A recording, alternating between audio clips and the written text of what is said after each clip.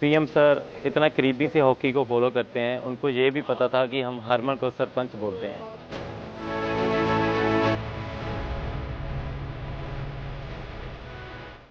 PM Modi sir जी की एक ही बात याद है ओलंपिक जाने से पहले कि हार जीत तो होती रहती है, बस अपनी परफॉर्मेंस पे फोकस करो और अच्छे से खेल के जीत के आओ।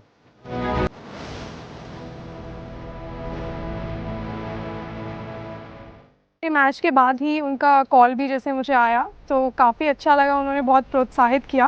पीएम की मोटिवेशन स्पोर्ट्स में ही नहीं ज़िंदगी में बहुत काम आती है। मैं प्रधानमंत्री से मिलने के लिए बहुत उत्साहित हूँ।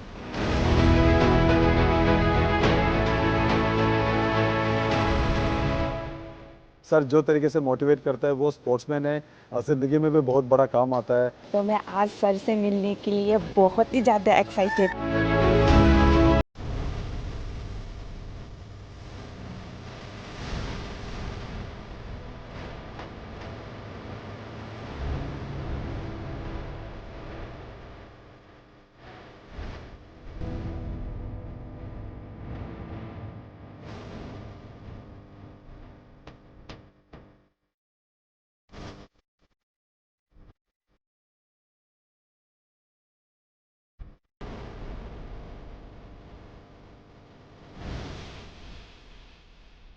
हम तो भैया आप लोगों से गप्पे लगाएंगे। अच्छा, आप में से कितने हैं जो हार करके आए हैं? सबसे पहले तो दिमाग में से निकाल दीजिए कि आप हार करके आए हैं। आप देश का झंडा ऊंचा करके आए हैं और आप कुछ सीख करके गए हैं। और इसलिए खेल ही एक ऐसा क्षेत्र है दोस्तों कि जहां कभी कोई हारता नहीं है, हर कोई सीखता है। और इसलिए मैं पहला तो आप लोगों से आग्रह से कहूँगा, इसलिए मैंने जानबूझ करके कहा जरा हाथ ऊपर करो लेकिन अच्छा हुआ 80% लोगों ने हाथ ऊपर नहीं किया, मतलब वो मेरी बात को समझते हैं। जिन्होंने हाथ ऊपर किया उन्होंने नम्रता के कारण किया है, विवेक के कारण किया है। लेकिन मैं उनसे भी आग्रह करूँगा कि हमें ये सोचना नहीं है कि हम पीछे रह गए हैं, हम बहुत कुछ सीख करके आए हैं। तो मेरी बात आपको मंजूर है? ऐसे नहीं, जोर से बताइए, खिलाड़ी है आप तो। अच्छा, मैं तो कुछ जानना चाहता हूं भैया। जो मैदान में आपने किया वो तो पूरी दुनिया ने देखा, मैदान के सिवाय क्या क्या किया वो बताइए। दुनिया के कई प्लेयरों से दोस्ती हुई होगी, बहुत कुछ जाना होगा, आपको लगा होगा यार हमारे यहाँ भी ऐसा होता तो अच्छा होता, ऐसा कुछ हुआ होगा ना? तो मैं ऐसा कुछ सुनना चाहता हूँ आप लोगों से। कौन बताएगा? जी सर, सबसे पहले नमस्ते आपको एंड लक्ष्य को जब मैं पहली बार मिला तो इतना छोटा था आज काफी बड़ा हो गया। जैसा कि टूर्नामेंट मेरा रहा काफ़ी लंबे मैचेस रहे वहाँ पे शुरुआत के दिन से, तो मेरा ज़्यादा करके मेरा फोकस मैचेस पे रहता था। बट ये जब भी हमें फ्री टाइम मिलता था हम लोग सबके साथ डिनर करने जाते थे और काफ़ी सारे एथलीट्स वहाँ पे मिले जिनको देख के आई थिंक काफ़ी कुछ सीखा और हमने उनके साथ एक डाइनिंग रूम शेयर किया। आई थिंक वो एक बड़ी बात थी एंड आई थिंक और जो वो वहाँ का माहौल था, आई थिंक ये मेरा सबसे पहला ओलंपिक्स था और जो मैं एक्सपीरियंस किया वहाँ पे वो काफ़ी अच्छा था। जैसे कि इतने बड़े स्टेडियम में खेलना, इतना क्राउड आपको देख रहा है, तो फर्स्ट 2-3 मैचेस में थोड़ा नर्वस भी था। बट जैसे ही टूर्नामेंट चलता गया मेरा वो बेटर होता गया। बट आई थिंक मेरे लिए एक बहुत अरे बड़ा भाई तुम तो एक्सपीरियंस। देवभूमि से हो लेकिन आपको मालूम है अब इस बार आप एकदम से सेलिब्रिटी बन गए हो। जी सर, मेरा मैचेस के टाइम तो मैं फ़ोन प्रकाश सर ने ले लिया था और बोला कि अभी जब तक मैचेस नहीं हो जाते तब तक फ़ोन नहीं मिलेगा। बट यस, उसके बाद आई थिंक काफ़ी लोगों ने सपोर्ट दिया। बट मैं यही कहना चाहूँगा मेरा एक अच्छा लर्निंग एक्सपीरियंस था। थोड़ा हार्ट ब्रेकिंग भी था कि मैं इतने क्लोज आके रह गया, बट मैं आगे आने वाले टाइम में और बेटर करूँगा अपना तो results। प्रकाश सर इतने डिसिप्लिन स्ट्रिक्ट थे, तो अगली बार मैं उन्हीं को भेजूंगा। ज़रूर सर, ज़रूर। लेकिन बहुत कुछ सीखा होगा ना, क्योंकि देखिए मैं बताता हूँ, अच्छा होता आप जीत करके आते होते, लेकिन आपके खेल को जिनको पता भी नहीं है खेल क्या है, वो भी घंटों तक देखते रहते हैं, बार बार रील देखते हैं। जिस प्रकार से आपने खेला है, लोगों को लगता है नहीं विदेश के लोग खेलते हैं, ऐसा नहीं हमारे बच्चे भी खेलते हैं, ये भाव पैदा हुआ है। जी सर, आई थिंक वो एक दो शॉट ऐसे मैंने खेले थे जो काफ़ी फेमस हो गए थे, बट आई थिंक ओवरऑल जैसा मैंने टूर्नामेंट खेला, मैं चाहूँगा कि और आगे जो आने वाले बच्चे हैं जो बैडमिंटन लेते हैं, मैं उनको और मतलब और इंस्पायर करूँ और ऐसे ही खेलते रहूँ। बहुत बढ़िया। अच्छा, एसी नहीं था और गर्मी बहुत लगती थी, तो सबसे पहले कौन चिल्लाया था कि ये क्या कर रहा है मोदी, बातें तो बड़ी करता है, हैं? एसी भी नहीं है कमरे में, हम क्या करें? कौन कौन थे जिसको सबसे ज़्यादा परेशानी हुई? लेकिन मुझे पता चला उसके कुछ ही घंटों में आपकी वो काम भी पूरा कर दिया था। सबको मिल गया था ना एसी तुरंत। हाँ, देखिए इतनी ख्याल रखा जाता है खिलाड़ियों का, इसका सब लोग तुरंत एक्ट करते हैं। नमस्कार सर, मेरा नाम अंजुम मौडगिल है, मैं शूटिंग स्पोर्ट्स से हूँ। तो मैं बस जनरल एक्सपीरियंस जो मेरा सेकेंड ओलंपिक्स था और कुछ पॉइंट से मेरा फाइनल्स में नहीं रहा, बट एज एन इंडियन और एज एन एथलीट मैंने ये चीज़ एक्सपीरियंस की जी, जो एथलीट्स हर दिन एक्सपीरियंस करते हैं कि एकदम खुशी अपना कोई भी गोल अचीव करने में और एकदम से निराशा, वो ओलंपिक्स के टाइम पे इंडिया की परफॉर्मेंस की वजह से पूरे देश ने एक्सपीरियंस किया। एक दिन मनु के मेडल पे एकदम खुश, फिर काफ़ी इंसिडेंट्स हुए जिसमें फोर्थ रहे, और विनेश का जो लाइक पूरी स्टोरी थी वो बहुत ही डिसहार्टनिंग थी।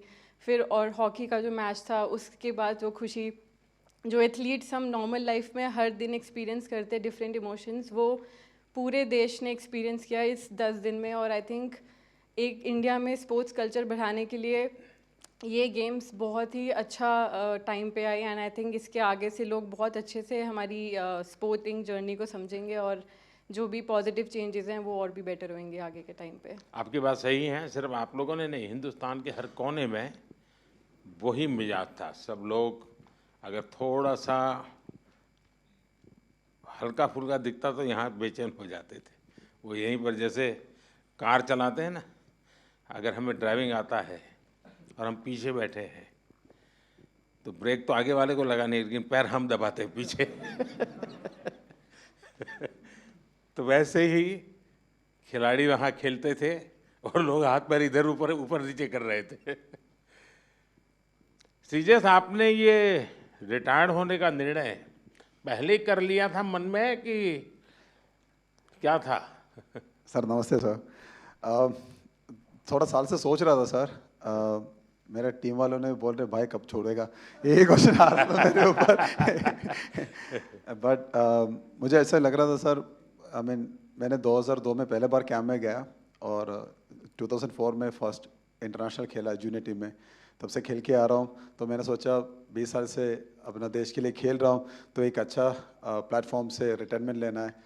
तो ओलंपिक्स ऐसा एक प्लेटफॉर्म है सर जहाँ पे पूरा दुनिया अपना फेस्टिवल मनाता है, तो सोचा इससे अच्छा तो मौका मिलेगा नहीं, इसलिए तो एक अच्छा डिसीजन। लेकिन मैं बताता हूँ ये टीम आपको तो मिस करेगी ही करेगी, लेकिन टीम ने आपकी विदाई शानदार की। ऐसा ये टीम को बधाई है, सरपंच साहब ने बड़ा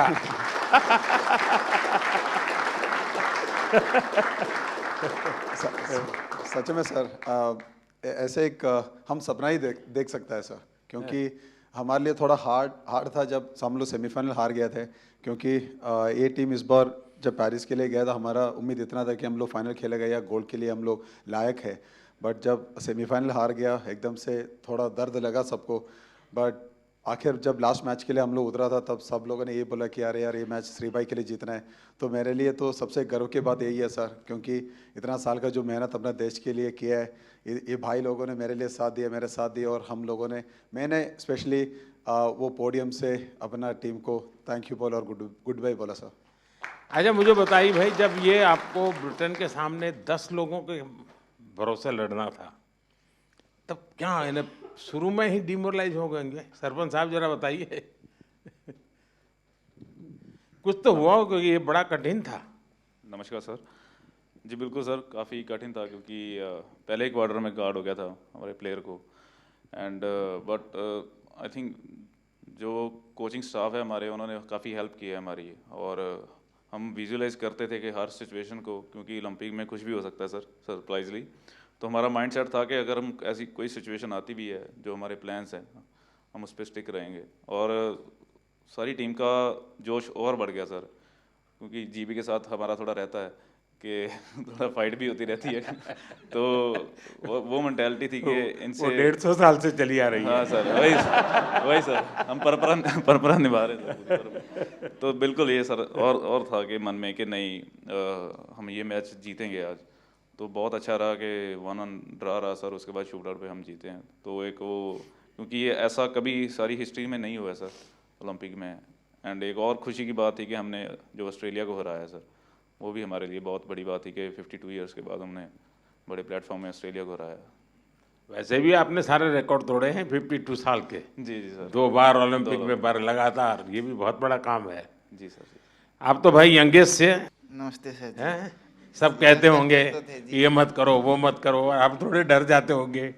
इस कम उम्र में जी बहुत बुरा समय देखा जी मैंने। तो मेरे मम्मी पापा 10 साल के छोड़ के चले गए थे, देश को सौंप गए थे। फिर बस यही सपना था कि उनका ओलंपिक में मेडल लाए, और मेरा भी यही सपना भाई ओलंपिक में मेडल देना देश को। तो बस यही सोच के प्रैक्टिस करते रहे, और टॉप्स और साई और रेसलिंग फेडरेशन WFI का भी बहुत योगदान रहा जी इस मेडल में। अभी मूड क्या है? अब बहुत अच्छा है, अच्छा लग रहा है। कोई पसंद की चीज घर आके खाई कि नहीं खाई? अभी तो घर गए ही नहीं जी। घर गए नहीं? हाँ जी। तो हमें बोलते तो हम बर्फा देते कुछ भाई। घर जाके चूर में खाएंगे जी। अच्छा। अच्छा, जैसे हमारे सरपंच साहब का निकनेम है, ऐसे आप में से और कौन है जिसके ऐसे ही निकनेम है? प्रणाम सर, मैं श्रेयसी सिंह हूँ और वर्तमान में बिहार से विधायक भी हूँ। तो सब टीम के सब लोग विधायक दीदी करके विधायक बुलाते कहते हैं। जी सर। तो सरपंच भी है, विधायक भी है। अच्छा, आप में से मैंने देखा है कि इन दिनों काफी समय मोबाइल पर चिपके रहते हैं, ऐसा है क्या? सही है मेरी जानकारी? रील्स देखते हैं और रील बनाते हैं। हाँ, रील बना रहे हैं ना? कितने लोग हैं जो रील्स बना रहे हैं? सर एक्चुअली मैं एक मैसेज देना चाहूँगा, क्योंकि सारी टीम ने, हमने डिसाइड किया था कि थ्रू आउट द ओलंपिक हम मोबाइल फ़ोन यूज़ नहीं करेंगे। वाह, शाबाश, ये सोशल बहुत मीडिया बढ़िया यूज़ नहीं काम करेंगे। किया। तो बिल्कुल सर,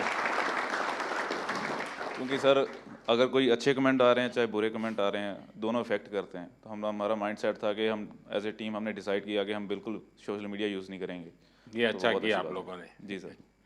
अब मैं चाहूँगा कि देश के नौजवानों को भी आप ये बताएं जी बिल्कुल सर। कि उससे जितना दूर रहे अच्छा ही है, वरना ज़्यादा लोग उसी में उनका समय जाता है, उसी में फंसे रहते हैं। आप बेटा बहुत निराश लग रही हो। हाँ जी सर, पहली बार गई थी हाँ। और मैं मतलब 1-1 से हार गई थी बाउट, और मगर उससे जीत जाती तो मैं फाइनल तक जाती, गोल्ड भी ला सकती थी। पर वो मेरा बैड लक था, दिन अच्छा नहीं था, तो सर मैं लूज हो कोई, गई। अभी तो उम्र बहुत छोटी है बेटा, बहुत करना है। हाँ जी सर। और हरियाणा की मिट्टी ऐसी है, करके दिखाओगी। हाँ जी सर। प्रधानमंत्री जी नमस्कार। मुझे लगता है कि इस बार हमारी पूरी कंटिंजेंट में जो इंजरीज हुई थी वो काफ़ी कम थी, 1 या 2 सीरियस इंजरी थी। पर नहीं तो यूजुअली क्या होता है कि सब गेम्स में से 3-4 मेजर इंजरी होती है जिनकी ऑपरेशन करनी पड़ती है। पर इस बार फॉर्चुनेटली सिर्फ 1 था, तो वो अच्छी बात थी। एक सीखने का था कि जब भी ओलंपिक के जो विलेज में जो पॉलीक्लिनिक रहता है उसमें थोड़ी फैसिलिटीज़ रहती है, पर इस बार हमने सब जो फैसिलिटीज़ थी वो हमारे विलेज में ही, हमारे बिल्डिंग में ही रखी थी। और इसलिए काफ़ी एथलीट जो थे वो उनका जो कुछ भी रिकवरी करना था, इंजरी मैनेजमेंट करना था, प्रेपरेशन भी जो करना था, वो बहुत ही आसानी से कर सके। आई थिंक बहुत सारे एथलीट को वो वो प्रेफरेबल था, और आई थिंक उससे एटलीस्ट वो कॉन्फिडेंस था कि हमारे पास सब कुछ है। आई थिंक इससे भी फ्यूचर में भी ऐसे ही हम करते गए तो हम सपोर्ट दे सकेंगे हमारे एथलीट को। देखिए साहब, डॉक्टर ने मुझे बहुत महत्वपूर्ण बात बताई कि इस बार हमारी टीम में पहले की तुलना में मिनिमम इंजरीज थी। इंजरी कम हुई है, इसका मतलब है कि खेल की हर चीज में आपकी एक्सपर्टाइज आ गई है। इंजरी होने का कारण वही होता है कि हमें खेल के संबंध में कुछ हमारा अज्ञान होता है, जो हमें खुद को कभी कभी डैमेज कर देता है। ये सिद्ध हो रहा है कि आप लोगों ने खुद अपने आप को तैयार किया है, और छोटे मोटे जर्क आए भी, कठिनाई आई, तो भी आपके बॉडी को आपने ऐसा बनाया है कि आप मेजर इंजरी से बच गए हैं। तो मैं पक्का मानता हूँ आप लोगों ने काफ़ी ट्रेन किया होगा अपनी बॉडी को, काफ़ी मेहनत की होगी, तब जाके ये हुआ होगा। तो इसके लिए तो आप सब बधाई के पात्र हैं। साथियों, मेरे साथ हमारे मनसुख भाई मांडविया जी हैं, खेल राज्य मंत्री बहन रक्षा खड़से जी है, हमारी खेल जगत में जिन्होंने देश का नाम रोशन किया पीटी उषा जी हैं। पेरिस से आप सब वापिस आए हैं। आप सबका और आप सबके साथियों का भी मेरे यहाँ हृदय से बहुत बहुत स्वागत है। मैंने जिस उमंग से आपको पेरिस के लिए विदाई दी थी, उतने ही उमंग से मैं आज आपका फिर से स्वागत कर रहा हूं। और इसका कारण ये नहीं है कि कोई मेडल का टैली कितना हुआ, उसका कारण ये होता है कि विश्व भारत के खिलाड़ियों की तारीफ कर रहा है। उनके हौसले, उनके डिसिप्लिन, उनके बिहेवियर, मेरे कानों पर सब जगह से बातें आती हैं, और ये सुनता हूँ तो बड़ा गर्व होता है जी कि मेरे देश के खिलाड़ी मेरे देश के लिए ही खेलते हैं। मेरे देश के नाम को रत्ती भर भी खरोच आ जाए, ये मेरा देश का एक भी खिलाड़ी नहीं चाहता है, और यही हमारी सबसे बड़ी पूंजी है। और उसके लिए ये पूरी टीम बहुत बहुत बधाई के पात्र है। साथियों, आप सबने पूरी दुनिया में भारत के तिरंगे की स्थान बढ़ा करके देश वापस लौटना और मेरे निवास पर आपका स्वागत करने का मुझे अवसर मिलना, मैं इसे मेरा अपना गौरव मानता हूं। और पेरिस जाने से पहले जो जाते हैं उनको भी पता होता है कि हमें अपना बेस्ट देना है, और मैंने हमेशा यही कहा है सबको कि आपको अपना बेस्ट देना है, और आपने दिया है। दूसरी बात है, हमारे खिलाड़ी उम्र में बहुत छोटे हैं, और अभी से ये अनुभव मिला है, तो आगे हमारे पास एक लंबी समय है अधिक अचीव करने का, और वो आप जरूर करेंगे। इस अनुभव का लाभ देश को मिलेगा। साथियों, पेरिस ओलंपिक्स भारत के लिए कई मायनों में ऐतिहासिक रहा है। इस ओलंपिक्स में देश के लिए जो रिकॉर्ड्स बने, वो देश के कोटि कोटि नौजवानों को प्रेरणा देंगे। आप देखिए, ओलंपिक्स के करीब 125 साल के इतिहास में ये मनु हमारी पहली बेटी ऐसी है जिसने भारतीय खिलाड़ी के रूप में इंडिविजुअल इवेंट में 2 मेडल जीते हैं।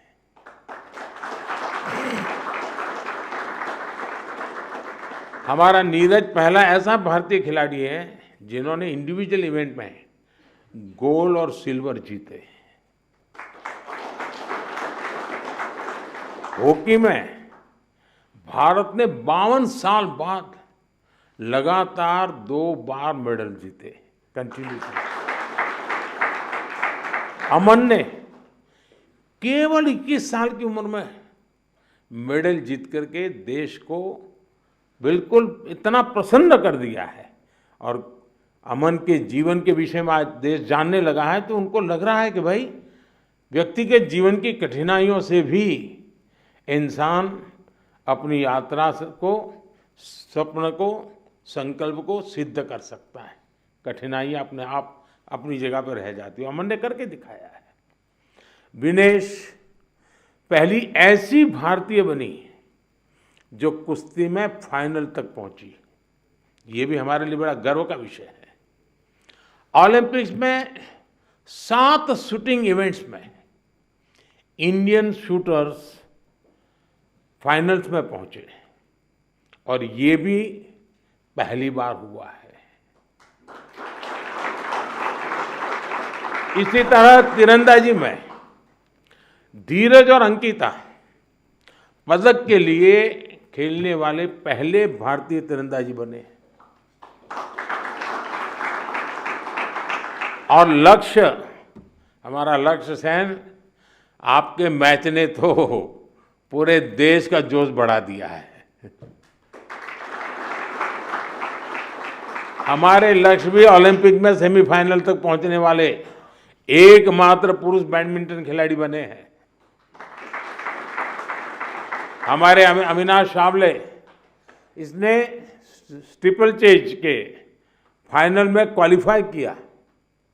इस फॉर्मेट में ये भी फर्स्ट टाइम रहा। साथियों, हमारे ज्यादातर मेडलिस्ट, जैसा मैंने कहा, अपनी 20s में है, बहुत छोटी आयु के हैं।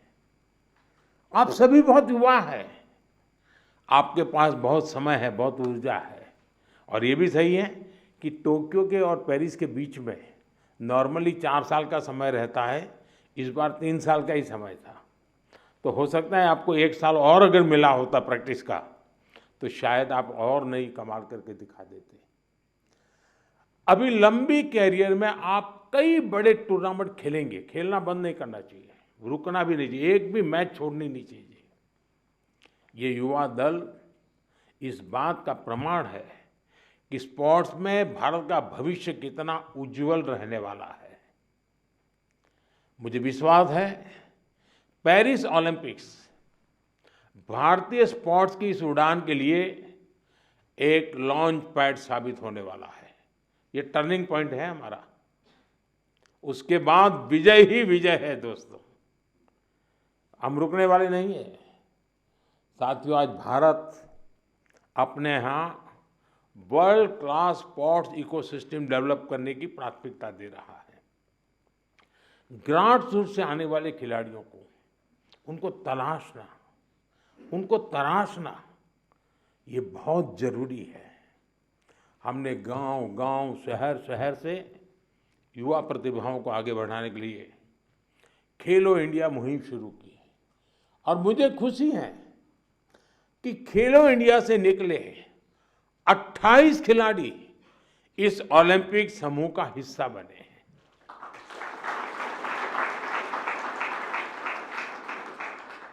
अमन है, अनंतजीत है, धीरज है, सर्वजोत है, इन सब ने खेलो इंडिया एथलीट के रूप में अपनी जर्नी शुरू की थी। और इससे हुआ ये है कि खेलो इंडिया में खेलना और जी भर के जीतना, ये एक बहुत बड़ा अहम हिंदुस्तान का कार्यक्रम बन चुका है जी। मैं मानता हूँ मैं खेलो इंडिया को और तवज्जो देनी है और ताकत देनी है। उसी में से हमें अच्छे नए होनहार खिलाड़ी मिलने वाले हैं। आपकी तरह ही खेलो इंडिया एथलीट्स की एक बड़ी फौज देश के लिए तैयार हो रही है। हमारे खिलाड़ियों को सुविधाओं और संसाधनों की कमी न पड़े, ट्रेनिंग में दिक्कत ना आए, इसके लिए बजट भी लगातार बढ़ाया जा रहा है। सबको पता है कि किसी भी खिलाड़ी के लिए ज्यादा से ज्यादा कंपटीशन में हिस्सा लेना कितना आवश्यक है। मुझे संतोष है कि ओलंपिक्स से के पहले आपको अनेकों इंटरनेशनल कंपटीशन का एक्सपोजर मिला है। इतने सारे कोच और एक्सपर्ट्स, डाइट, उपकरण और कोचिंग, सब पर इतनी बारीकी से ध्यान, वर्ल्ड क्लास फैसिलिटीज देने का प्रयास, इस तरह की सुविधाओं के बारे में हमारे यहाँ पहले सोचा नहीं जाता था। खिलाड़ी अपने नसीब पर मेहनत करता था, देश के लिए कुछ करके आता था, लेकिन अब एक पूरी इकोसिस्टम बनी है। ये केवल स्पोर्ट्स में देश की नीतियों का बदलाव है, इतना ही नहीं है, ये उस भरोसे का प्रतीक भी है जो देश अब अपनी युवा पीढ़ी पर बहुत ज़्यादा भरोसा करता है, उसकी अभिव्यक्ति है। साथियों, आप सब देश के युवाओं के लिए बहुत बड़ी प्रेरणा है। मैं मानता हूं आप में से हर किसी के बारे में देश को, देश के युवाओं को ज़्यादा से ज़्यादा जानना चाहिए। यहाँ भी मेरी इच्छा है कि मैं हर किसी का नाम लेकर उसकी चर्चा करूं, विशेषकर हमारी बेटियां। पिछली बार की तरह इस बार भी बेटियों ने ही ओलंपिक में भारत की जीत का श्री गणेश किया है। मनु को जिस तरह पिछली बार तकनीकी कारणों से निराश होना पड़ा था, फिर उन्होंने जो वापसी की, अंकिता ने जिस तरह सीजन का अपना सर्वश्रेष्ठ प्रदर्शन किया, मनिका बत्रा और श्रीजा अकोला ने भी सबका ध्यान खींचा है। इसी तरह बाकी खिलाड़ी भी रहे, खासकर नीरज ने अपनी लगन और अनुशासन में जिस तरह कंसिस्टेंसी दिखाई है, स्वप्निल ने कठिनाइयों को पार कर जिस तरह मेडल जीता है, हॉकी में हमारे सरपंच साहब, उनकी टीम ने दिखा दिया कि भारत की ताकत क्या है। PR श्रीजेश ने ये बता दिया कि द बॉल क्यों है, जो मेडल जीता या जो एक पॉइंट या कुछ सेकंड से चूका, उस सब ने एक ही संकल्प दोहराया, ये सिलसिला गोल्ड से पहले नहीं रुकेगा। इसी कामना के साथ मेरी फिर से एक बार आप सबको बहुत बहुत शुभकामनाएं हैं। मेरे लिए आप सब अचीवर हैं। आप में से कोई ऐसा नहीं है जिसने कुछ अचीव नहीं किया है, और जब मेरे देश से ऐसे नौजवान कुछ अचीव करके आते हैं ना, तो उसी के भरोसे देश भी अचीव करने की तैयारी कर लेता है। बहुत बहुत बधाई, बहुत बहुत शुभकामनाएं दोस्तों। Thank you.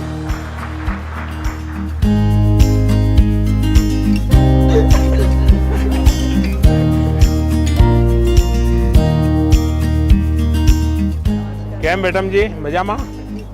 અમદાવાદ જઈ આવી? ના સર, હવે જઈ હવે જવાની છો? એક ફોટો ખીચવા? हाँ हाँ बिल्कुल।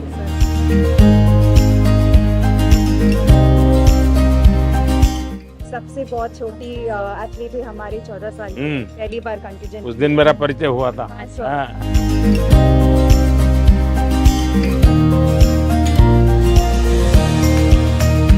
आपकी एक फेमस रेसिपी है ड्रम स्टिक्स की जी, वो काफी फेमस हुई है। वाह। जैसे हम आज सबके साथ बात करते हैं तो हम विटामिन सी रिच खिलाती हो सबको? सबको रेकमेंड करते हैं। क्या हाल है काशी का? सचमुच में? वो क्या है? हाँ, चलिए, बाबा की कृपा बनी रहे।